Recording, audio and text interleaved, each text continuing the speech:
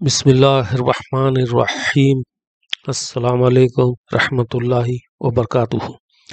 تو چلیے ناظرین چلتے ہیں ہم باقیہ ٹاپک اور یہ لاسٹ ہوگا ویڈیو یوسف علیہ السلام کے اوپر۔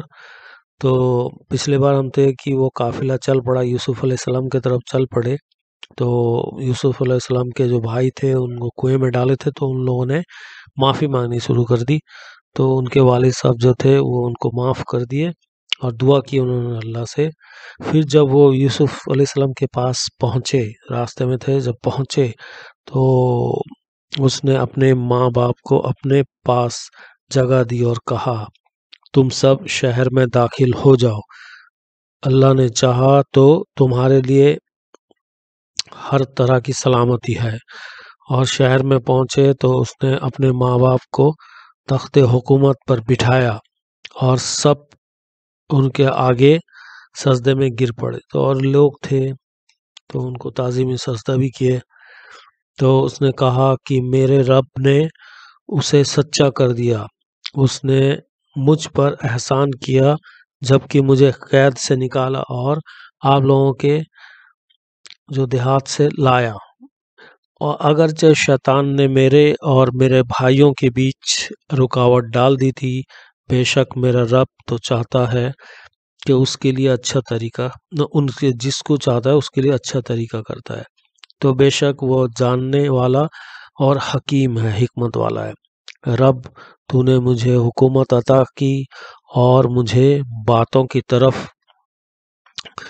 کی تہ تک پہنچنے کی سیکھ دی۔ یہ ظاہر بات ہے، اللہ تعالیٰ جو ہے نا نبیوں کو علم بھی سکھاتا ہے۔ آسمانوں اور زمینوں کو پیدا کرنے والا تو یہ دنیا اور آخرت میں میرا محافظ دوست ہے۔ مجھے اس حالات میں اٹھا کہ میں مسلم ہوں اور مجھے اچھے کاموں کے ساتھ ملا۔ اے محمد صلی اللہ علیہ وسلم، یہ یوسف کا قصہ غیب کی خبروں میں سے ہے جسے ہم تمہاری طرف وحی کر رہے ہیں۔ تم ان کے پاس تو نہیں تھے جب انہوں نے چھپی تدبیریں کرتے ہوئے ایک مت ہو کر اپنا فیصلہ کیا۔ یہ سورہ 12 سورہ یوسف آیت نمبر 63 سے لے کے 102 تک کا پورا کمپلیٹ ہوا۔ تو قرآن میں یہ بھی ہے، جو قرآن میں بیان ہوا ہے یہ وہی ہے، کیونکہ نہ تو نبی صلی اللہ علیہ وسلم لکھنا پڑھنا جانتے تھے کہ پڑھ کر بیان کریں، اور نہ ہی اس وقت موجود تھے جب یوسف علیہ السلام کے ساتھ یہ سب کچھ ہو رہا تھا۔ یہ نبی صلی اللہ علیہ وسلم کو امی اور پڑھنا لکھنا نہ جاننا یہ بھی معجزہ تھا۔ تو آج ایک عام آدمی پڑھ لکھ لیتا ہے، کیا اس وقت حضور صلی اللہ علیہ وسلم اور بھی کچھ صحابی اس وقت پڑھے لکھے تھے، کیا حضور صلی اللہ علیہ وسلم نہیں کر سکتے تھے؟ یہ اللہ تعالیٰ کا معجزہ ہے کہ ان کو بڑے پڑھے، ورنہ کفار کہتے ہیں کہ یہ تو بہت انٹیلیجنٹ ہے، پڑھے لکھے ہیں، کر سکتے ہیں۔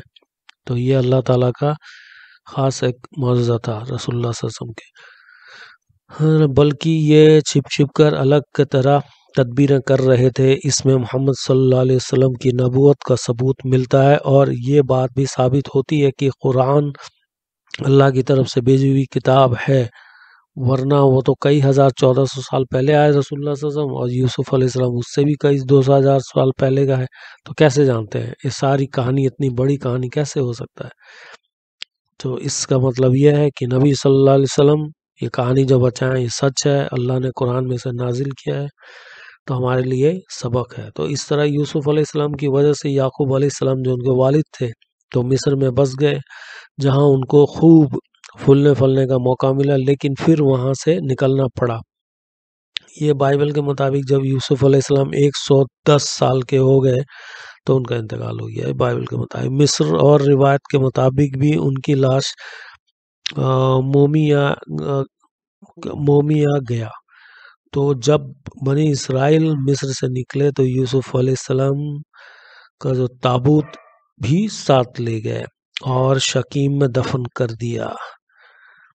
تو اس میں سے کوئی شک نہیں کہ اللہ نے یوسف علیہ السلام کو اپنا نبی بنا کر بھیجا۔ تو قرآن میں تو ہے، اس سے پہلے تمہارے پاس یوسف کھلی نشانیاں لے کر آیا۔